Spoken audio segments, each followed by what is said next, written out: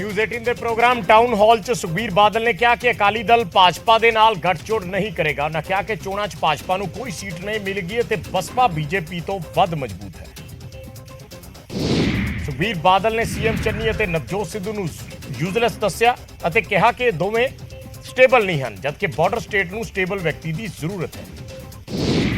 ਨਵਜੋਤ ਸਿੱਧੂ ਦੀ ਵੱਡੀ ਭੈਣ ਸੁਮਨ ਤੂਰ ਨੇ ਸਿੱਧੂ ਤੇ ਇਲਜ਼ਾਮ ਲਾਏ ਨੇ। ਉਹਨਾਂ ਕਿਹਾ ਕਿ 1986 ਚ ਸਿੱਧੂ ਨੇ ਮੇਰੀ ਮਾਂ ਨੂੰ ਘਰੋਂ ਕੱਢਿਆ ਸੀ ਅਤੇ ਪਿਤਾ ਦੇ ਘਰ ਤੇ ਕਬਜ਼ਾ ਕਰ ਲਿਆ ਸੀ। ਉਹਨਾਂ ਦਾ ਕਹਿਣਾ ਹੈ ਕਿ ਸਿੱਧੂ ਨੇ ਪੈਸੇ ਤੇ ਜਾਇਦਾਦ ਲਈ ਪਰਿਵਾਰ ਨੂੰ ਬਰਬਾਦ ਕਰ ਦਿੱਤਾ। ਸਿੱਧੂ ਦੇ ਭੈਣ ਦੇ ਇਲਜ਼ਾਮਾਂ ਤੇ ਨਵਜੋਤ ਕੌਰ ਸਿੱਧੂ ਨੇ ਕਿਹਾ ਕਿ ਉਹ ਸਿੱਧੂ ਦੀਆਂ ਭੈਣਾਂ ਨੂੰ ਨਹੀਂ ਜਾਣਦੇ। ਨਵਜੋਤ ਸਿੱਧੂ ਦੇ ਪਿਤਾ ਦੇ 2 ਵਿਆਹ ਹੋਏ ਸੀ, ਪਹਿਲੀ ਪਤਨੀ ਤੋਂ 2 ਬੇਟੀਆਂ ਸਨ। ਸਿੱਧੂ ਦੀ ਭੈਣ ਦੇ ਬਹਾਨੇ ਵਿਰੋਧੀਆਂ ਨੇ ਵੀ ਨਵਜੋਤ ਸਿੱਧੂ ਨੂੰ ਘੇਰਿਆ ਹੈ ਤੇ ਕਿਹਾ ਹੈ ਕਿ ਜਿਹੜਾ ਪਰਿਵਾਰ ਦਾ ਨਹੀਂ ਹੋ ਸਕਿਆ ਉਹ ਪੰਜਾਬ ਦਾ ਕਿਵੇਂ ਹੋਏਗਾ। ਉਧਰ ਰਵਨੀਤ ਬਿੱਟੂ ਨੇ ਸਿੱਧੂ ਦੀ ਭੈਣ ਵੱਲੋਂ ਲਾਏ ਇਲਜ਼ਾਮਾਂ ਦੀ ਟਾਈਮਿੰਗ ਤੇ ਸਵਾਲ ਚੁੱਕੇ।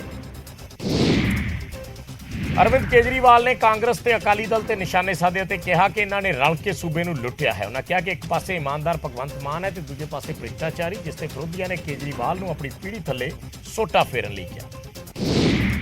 ਪਟਿਆਲਾ ਜੇਲ੍ਹ ਤੋਂ ਹੋਈ ਰਿਹਾਈ ਤੋਂ ਬਾਅਦ ਸੁਖਪਾਲ ਸਿੰਘ ਖਹਿਰਾ ਨੇ ਭਾਜਪਾ ਤੇ ਕੇਜਰੀਵਾਲ ਤੇ ਨਿਸ਼ਾਨੇ ਸਾਧੇ ਅਤੇ ਕਿਹਾ ਕਿ ਉਹਨਾਂ ਨੂੰ ਕੇਂਦਰ ਦੇ ਫੈਸਲਿਆਂ ਦੇ ਖਿਲਾਫ ਆਵਾਜ਼ ਚੁੱਕਣ ਦੀ ਸਜ਼ਾ ਦਿੱਤੀ ਗਈ ਹੈ। ਨੋਮੀਨੇਸ਼ਨ ਭਰਨ ਦੇ ਤੀਜੇ ਦਿਨ ਵੱਖ-ਵੱਖ ਉਮੀਦਵਾਰਾਂ ਨੇ ਆਪਣੀਆਂ ਨਾਮਜ਼ਦਗੀਆਂ ਦਾਖਲ ਕੀਤੀਆਂ। ਰਾਣਾ ਗੁਰਮੀਤ ਸਿੰਘ ਸੋਢੀ, ਮਹਿੰਦਰ ਰਿੰਵਾ, ਖੁਸ਼ਬਾਜ ਜਟਾਣਾ ਤੇ ਨਰਿੰਦਰ ਪਰਾਜ ਸਮੇਤ ਕਈਆਂ ਨੇ ਪਰਚੇ ਭਰੇ। ਮੁੱਖ ਮੰਤਰੀ ਚੰਨੀ ਦੇ ਭਰਾ ਡਾਕਟਰ ਮਨੋਹਰ ਸਿੰਘ ਨੇ ਬੱਸੀ ਪਠਾਣਾ ਤੋਂ ਆਜ਼ਾਦ ਉਮੀਦਵਾਰ ਵਜੋਂ ਨੋਮੀਨੇਸ਼ਨ ਦਾਖਲ ਕੀਤੇ। ਉਹਨਾਂ ਕਿਹਾ ਕਿ ਉਹ ਲੋਕਾਂ ਦੀ ਮੰਗ ਤੇ ਚੋਣ ਮੈਦਾਨ 'ਚ ਉਤਰੇ ਨੇ ਤੇ ਇਹੀ ਲੋਕ ਉਹਨਾਂ ਦੀ ਜਿੱਤ ਨੂੰ ਯਕੀਨੀ ਬਣਾਉਣਗੇ।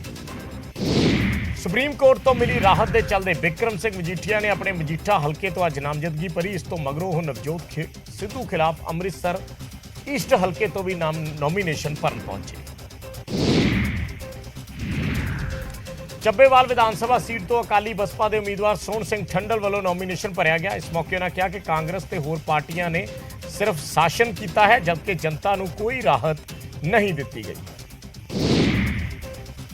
ਸਮਾਣਾ ਤੋਂ ਕਾਂਗਰਸੀ ਉਮੀਦਵਾਰ ਰਜਿੰਦਰ ਸਿੰਘ ਨੇ ਆਪਣੇ ਨਾਮਜ਼ਦਗੀ ਪੱਤਰ ਦਾਖਲ ਕੀਤੇ। ਇਸ ਮੌਕੇ ਉਹਨਾਂ ਨਾਲ ਪਾਰਟੀ ਵਰਕਰ ਵੀ ਮੌਜੂਦ ਰਹੇ। ਕਾਦੀਆਂ ਤੋਂ ਸੰਯੁਕਤ ਸਮਾਜ ਮੋਰਚੇ ਦੇ ਉਮੀਦਵਾਰ ਬਲਰਾਜ ਸਿੰਘ ਨੇ ਪਾਰਟੀ ਟਿਕਟ ਵਾਪਸ ਕਰ ਦਿੱਤੀ ਹੈ ਤੇ ਕਾਂਗਰਸੀ ਉਮੀਦਵਾਰ ਪ੍ਰਤਾਪ ਸਿੰਘ ਬਾਜਵਾ ਨੂੰ ਆਪਣਾ ਸਮਰਥਨ ਦਿੱਤਾ। ਇਸ ਮੌਕੇ ਬਾਜਵਾ ਨੇ ਉਹਨਾਂ ਦਾ ਸਵਾਗਤ ਕੀਤਾ।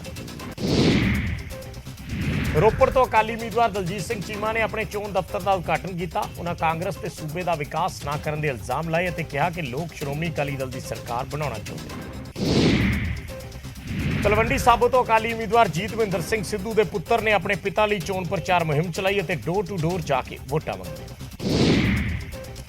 ਬਠਿੰਡਾ ਤੋਂ ਆਮ ਆਦਮੀ ਪਾਰਟੀ ਦੇ ਉਮੀਦਵਾਰ ਜਗਰੂਪ ਸਿੰਘ ਗਿੱਲ ਨੇ ਆਪਣੀ ਚੋਣ ਪ੍ਰਚਾਰ ਮੁਹਿੰਮ ਪਖਾਈ ਅਤੇ ਘਰ ਘਰ ਜਾ ਕੇ ਲੋਕਾਂ ਨਾਲ ਮੁਲਾਕਾਤ ਕੀਤੀ ਤੇ ਲੋਕਾਂ ਨੂੰ ਸਾਥ ਦੇਣ ਲਈ ਕਿਹਾ।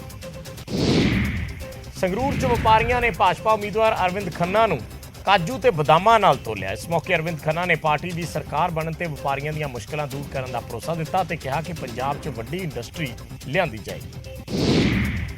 ਤਲਵੰਡੀ ਸਾਬੋ ਤੋਂ ਕਾਂਗਰਸੀ ਟਿਕਟ ਦੇ ਦਾਅਵੇਦਾਰ ਬੰਨੇ ਜਾ ਰਹੇ ਹਰਮਿੰਦਰ ਸਿੰਘ ਜੱਸੀ ਨੇ ਆਜ਼ਾਦ ਚੋਣ ਲੜਨ ਦਾ ਐਲਾਨ ਕੀਤਾ ਹੈ, ਜਿਸ ਦੇ ਲਈ ਉਹਨਾਂ ਆਪਣੇ ਹਲਕੇ 'ਚ ਪੋਸਟਰ ਵੀ ਲਗਵਾਏ। ਟਿਕਟਾਂ ਦੀ ਵੰਡ ਤੋਂ ਨਾਰਾਜ਼ ਅਜਨਾਲਾ ਤੋਂ ਕਈ ਕਾਂਗਰਸੀ ਅਹੁਦੇਦਾਰਾਂ ਨੇ ਅਸਤੀਫੇ ਦੇ ਦਿੱਤੇ ਤੇ ਕਾਂਗਰਸੀ ਉਮੀਦਵਾਰ ਹਰਪ੍ਰਤਾਪ ਸਿੰਘ ਅਜਨਾਲਾ ਦੇ ਖਿਲਾਫ ਪ੍ਰਚਾਰ ਦੀ ਗੱਲ ਕਹੀ। ਭਵਾਨੀਗੜ੍ਹ ਦੇ ਪਿੰਡ ਭੱਟੀਵਾਲ ਕਲਾਂ 'ਚ ਕਾਂਗਰਸੀ ਉਮੀਦਵਾਰ ਵਿਜੇਂਦਰ ਸਿੰਗਲਾ ਦਾ ਵਿਰੋਧ ਕੀਤਾ ਗਿਆ। ਉਹ ਇੱਥੇ ਚੋਣ ਪ੍ਰਚਾਰ ਕਰਨ ਲਈ ਆਏ ਸੀ, ਵਿਰੋਧ ਨੂੰ ਦੇਖਦਿਆਂ ਉੱਥੋਂ ਨਿਕਲ ਗਏ।